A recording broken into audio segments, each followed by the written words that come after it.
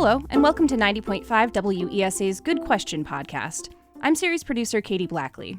We've had a blast making Good Question stories for the past few years, reporting on everything from the Pittsburgh accent to the history of inclines. All of our features are based on questions submitted by you, our curious listeners. I'm so glad you've joined us. Today, we're revisiting our very first Good Question story, based on a listener who noticed a hole in the southern part of a Pittsburgh map.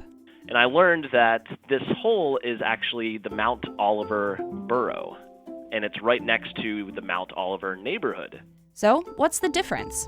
Stay with us after this quick break.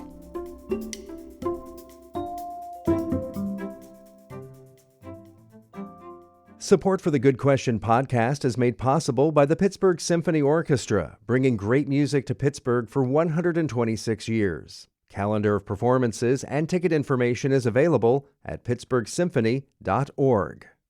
Recently, you may have heard about Pittsburgh considering the annexation of Wilkinsburg. Annexation is like the city equivalent of a company buying another business, and it's how Pittsburgh grew its population and geographic area in the late 1800s and early 1900s. But it's a complicated topic, since it gets into economics, politics, and community identity. Although the Wilkinsburg annexation has been tabled for now, we had one listener who wanted to talk about a different adjacent borough. Let's hear from him and dive into the story. My name is Daniel Tachik, and I'm a communications manager at Carnegie Mellon University, and I live in Greenfield. So I have a Pittsburgh neighborhood map in my dining room, and I've always noticed that there's a hole in the southern part of the city, like not an actual literal hole, but a piece of Pittsburgh that's missing, that's not actually recognized as being part of the city, so it just shows up as a hole. And I learned that this hole is actually the Mount Oliver borough, and it's right next to the Mount Oliver neighborhood. So my question is, what happened? What's the story there? If you look at a neighborhood map, as Tachik did, you'll see what he's referring to. Mount Oliver borough is surrounded by the neighborhoods of Arlington, Knoxville, Carrick, and, of course, Mount Oliver, the city neighborhood. Going forward, that's how we'll distinguish them: Mount Oliver Borough and Mount Oliver City. Let's get some stats out of the way first. Mount Oliver Borough has about 6 times as many people as the city neighborhood, topping out around 3,400 at recent estimates. Both neighborhoods are built on land that once belonged to John Ormsby, a famous general during the French and Indian War. Until 1892, the borough was part of St. Clair Township. City Councilor Bruce Krause has presided over South Pittsburgh neighborhoods for more than a decade, and he grew up on the South Side. He says right before the turn of the 20th century, Mount Oliver residents became unhappy about the services they were receiving from St. Clair and decided to petition for signatures to become their own borough. So at that time, it required only 140 signatures, and they achieved that amount of signatures. And then what was known then as the quarter courts approved the proposal and officially made Mount Oliver a borough. But only part of the neighborhood became independent. The remainder was left behind, still part of St. Clair Township. Fast forward a couple decades when the growing city of Pittsburgh started annexing southern neighborhoods, hungry for a larger population and tax base. While St. Clair joined the city, Mount Oliver Borough did not.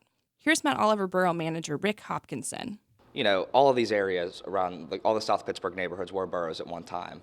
And actually the city annexed Carrick and Knoxville in 1927. So well after our incorporation, we held out. But why? Why did they want to remain a separate borough? Our question asker, Daniel Tachik, had one idea. Maybe it's some tax reason or something. Hopkinson says, kind of. Back in the 1920s, when all the South Pittsburgh neighborhoods were being annexed, Hopkinson says Mount Oliver was in its prime. It had over 7,000 residents and a strong working-class community. They didn't need Pittsburgh, and they remembered their problems with getting services as part of St. Clair. For most Mount Oliver borough residents, being small meant being accessible. If we were a part of the city, we would just be sort of another one of the 90 neighborhoods competing for resources. So they stayed independent, while the Mount Oliver City neighborhood was gobbled up with St. Clair and became a part of Pittsburgh in 1923. But that's just the legal history, based on boundaries that can feel arbitrary to the residents. Kathy Niederberger grew up on Attila Street in Mount Oliver City, right on the border of the borough.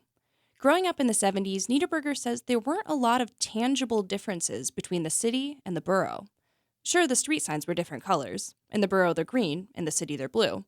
But other than that, Niederberger says the two neighborhoods were pretty unified. We called it Mount Oliver. We didn't distinguish between Mount Oliver City and Mount Oliver Borough. We all lived in Mount Oliver. It was only, more as an adult that I realized there was a technical name for where we lived, which was Mount Oliver City. Carol Conroy, who also grew up in the city neighborhood, agrees. She says the area was always close. You just didn't think of it. You just considered yourself all from Mount Oliver. Today, the borough government remains independent. They have a mayor and 7 council members. But they also share some services with the city, like EMS and a school board. Krause says the communities also help each other for police and fire backup, and both have a strong commitment to neighborhood block watches. While annexation is still floated today, Councilman Krause says he doesn't see that happening anytime soon. I think there's a very rich history and a very deep-seated pride there, and I think that leads them to continue to keep their independence. Hopkinson says annexation isn't really on the radar in the borough. Once in a while, if somebody's upset, they might throw that out there, but they don't mean it, I promise. Hopkinson has a book that came out in 1992 as part of the borough's centennial celebration. You notice the slogan says, "Surrounded, but as independent as the day we were founded." This year, the borough is turning 130, and it doesn't seem like they'll be voting to annex anytime soon. Get Pittsburgh news and Pittsburgh stories delivered right to your inbox every weekday morning at 7 with Inbox Edition, a newsletter from WESA. It's a quick read that brings you up to speed on the most important topics of the day. It's easy to subscribe at wesa.fm/inbox. Welcome back. One of Pittsburgh's defining features is its many varied neighborhoods. But that hasn't always been the case. Before residents distinguished between Squirrel Hill, Lawrenceville, or Troy Hill, the city's political power was once in its wards. Pasted to the wall of the Department of City Planning is a large, colorful map of Pittsburgh. It's divided into 7 colors, denoting city planning sections and parks, and a light red line squiggles through the jagged map. That made Good Question listener Jim Hathaway curious. My question is about the 90 neighborhoods of Pittsburgh. I'd like to know how they came to be, how the boundaries are drawn. Pittsburgh's always had neighborhoods. They were originally defined by geographic features like rivers and hills, but also by railroad tracks and ethnic groups. Residents identified with their neighborhoods, but they didn't have a lot of political strength. Pittsburgh Foundation Senior Programming Officer Jane Downing says when she was working in city planning, leaders of the individual wards wielded all the power. Ward bosses would come in, negotiate with the mayor or with city council about where roads should be paved, where parks should be built, where development should occur, things like that. Then in 1969, Pete Flaherty became mayor, running as an independent and promising to fight political corruption. He wanted to create a system based on data and non-political affiliation to make recommendations on how city capital expenditures primarily should be allocated. So he created a neighborhood planning division within the city planning department to focus on the needs of these individual regions, like building new fire stations or improving business districts. At the same time, residents were asked to define the boundaries of their neighborhoods. Based on their responses and existing census data, the lines of each neighborhood were drawn, and the city formed a new map. That's when they started to publish maps that had the neighborhood names according to census tract. Each census tract contains roughly 4,000 people. Neighborhoods like Shadyside include multiple census tracts, but smaller neighborhoods like Northview Heights have just one. The names of neighborhoods were based on things like historic landowners, natural features, and the location of major industrial sites. Having defined neighborhoods brought other benefits. They're used for analytical purposes. The city can track median household income, family size, that sort of thing. Plus, it makes it easier for neighborhoods to market themselves. That was the job of Josette Fitzgibbons with the Urban Redevelopment Authority. She used to work for an organization called the Neighborhoods for Living Center. The goal was to say, we are a city, but we have 90 neighborhoods, and each one has its own character. And these are the things that are great about each of these neighborhoods. In the 1980 census, there were 88 city neighborhoods. A decade later, the final 2 were added, North Shore and South Shore.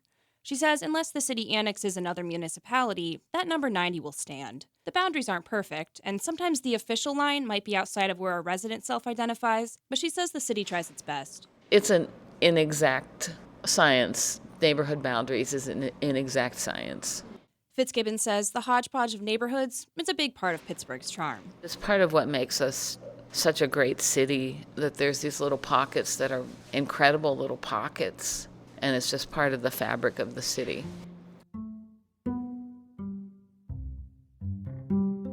Our final story for today takes us through downtown Pittsburgh. Walking down 4th Avenue, you might feel like you're being watched. And you are. There are about a dozen pairs of eyes glaring down at you. They're made of gray and brown stone, some with intricate carved manes. They're lions. That's right, lions. They're a common sight on this stretch of downtown. Good Question listener Joshua Reeder wanted to know, why all the lions? I take a walk through downtown regularly, and I noticed going down 4th Avenue, there are lions everywhere looking at me from different angles on all of the buildings. The 4th Avenue Lions have a very important job: to guard. Lions protect what we value. That's Louise Sturgis. She's the executive director of Pittsburgh History and Landmarks Foundation. 4th Avenue was Pittsburgh's Wall Street. It was the heart of our financial district.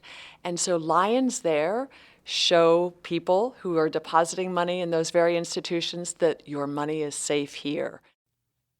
In the late 19th and early 20th centuries, dozens of banks opened along the narrow 4th Avenue corridor. They were following the money. Oil, steel, natural gas, all were booming industries in the city, and their rich tycoons needed somewhere to deposit their fortunes. We had so much wealth concentrated in this town, and bankers could be wealthy clients, and they could afford to hire the best local architects or famous architects from out of town to design a state-of-the-art sculpture at the time. 4th Avenue is very narrow, only about 25 feet wide, but architects worked with what they had, building some of the city's first skyscrapers. Sturgis says back in the day, the avenue would have been packed. People would have filled the sidewalks. You would have heard different languages, too, in the early 1900s. It would have been a hustling, bustling place, and you knew that you were on an important street. For thousands of years, lions have symbolized wealth, significance, and prosperity. On 4th Avenue, you'll see some carvings called masks. They're just the face of the lion. You'll see them over entryways and on the lining of building facades. The most recognizable pair of lions are full-bodied and lounging near the corner of 5th Avenue and Smithfield Street. They're the Dollar Bank Lions, and they've been guarding the institution since 1871. They were carved by Max Kohler and his assistant Richard Morgan.